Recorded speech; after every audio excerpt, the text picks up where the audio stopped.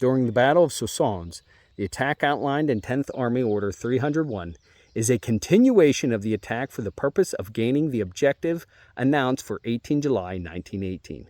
The attack will be launched at 0400 with the assistance of tanks under the same condition as for 18 July. Although there is no record of their release from 20th Corps, the 6th Marine Regiment are taken out of reserve to replace the 5th Marines on the northern flank of the 2nd Infantry Division attack zone. Lieutenant Daniel Bender, regimental gas officer of the 6th Marines, moves forward with the first wave to check for toxic shells. While bent over examining a dud shell, he is shot in the buttocks, injuring his spine. Bender dispatches a field message to the rear. No gas, shot in the ass, Bender.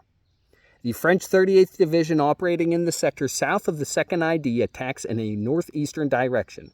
These attacks caused the Germans to designate the highway as the next defensive position.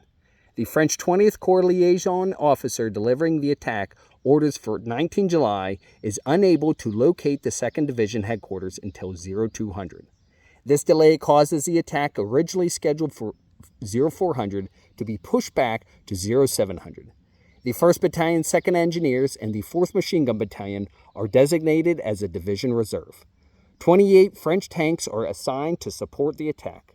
The assembly area for the 6th Marines is approximately 1.55 miles southeast from the front.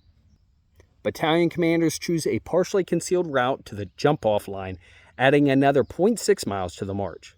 Failing to coordinate the actual jump-off time with the artillery, the Marines move out from the assembly area when the rolling barrage commences at 0630.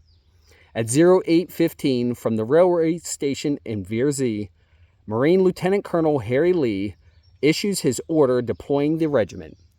As with the 5th Marines the previous day, Lee uses 2 attack battalions, placing 1st Battalion on the right flank and 2nd Battalion on the left flank, with 3rd Battalion following in support. While 2nd Battalion moves north, 1st Battalion pushes through the town and up the east bank of the ravine to the plateau with the tanks following. Since the barrage is early, the Germans are aware that an attack is imminent. When the Marines begin their advance, they are still 1 mile from the front line and about 2.5 miles from their main objective. As 2nd Battalion begins moving east through the wheat fields, a heavy artillery barrage opens up. The advance is slower than normal as they keep pace with the tanks they are following in support. As soon as the Marines pass through the front line, they begin taking machine gun fire from the elevations to the east and north. They advance until 0930, where they occupy abandoned German foxholes. They remain here until 1600 hours while taking continuous artillery, machine gun, and rifle fire. As always, stay safe, stay salty, Semper Fi, and carry on.